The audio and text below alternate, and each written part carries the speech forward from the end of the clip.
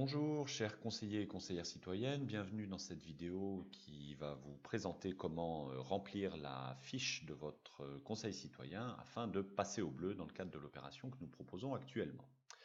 Pour cela, vous devez disposer d'un compte sur le site conseilcitoyen.fr. Si vous ne disposez pas de compte, vous pouvez vous inscrire en cliquant sur le bouton ici même.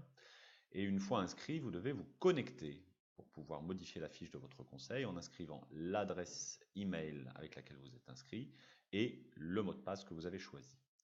Une fois connecté, vous avez une barre bleue qui s'affiche ici, qui n'était pas là auparavant, qui vous propose différentes options, qui vous propose de voir la fiche de votre conseil, mais cela, c'était déjà possible même quand vous n'étiez pas connecté, mais qui vous propose surtout maintenant de gérer votre conseil. Quand on clique sur Gérer mon conseil, on arrive sur une nouvelle page qui vous propose tout un tas de choses, et en particulier de modifier la fiche de votre conseil. Et c'est ici que ça se passe.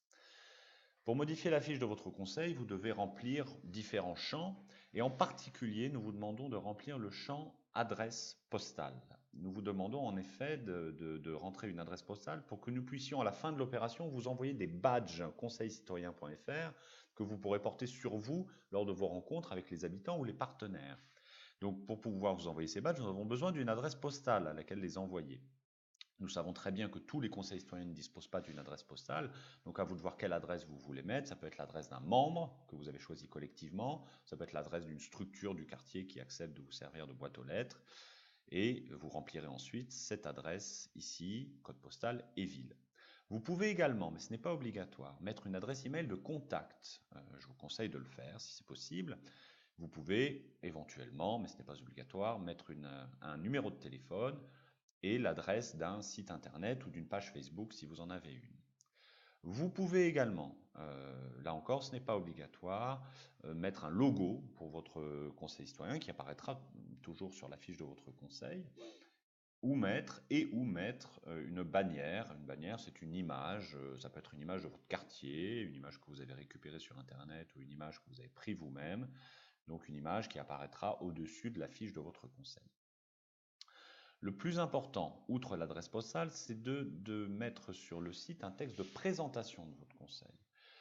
Pour présenter votre conseil, vous pouvez simplement dire quand votre conseil a été créé, quels sont les sujets sur lesquels vous êtes investi actuellement et quels sont vos projets du moment. Ce texte n'a pas besoin d'être long, mais ce texte peut donner envie à des personnes de vous rejoindre. Enfin, une fois que vous aurez rempli ces informations, vous cliquerez sur le bouton Enregistrer afin que toutes ces informations soient bien prises en compte, et vous pourrez ensuite cliquer sur Voir mon conseil pour vérifier que ces informations sont bien inscrites. Voilà.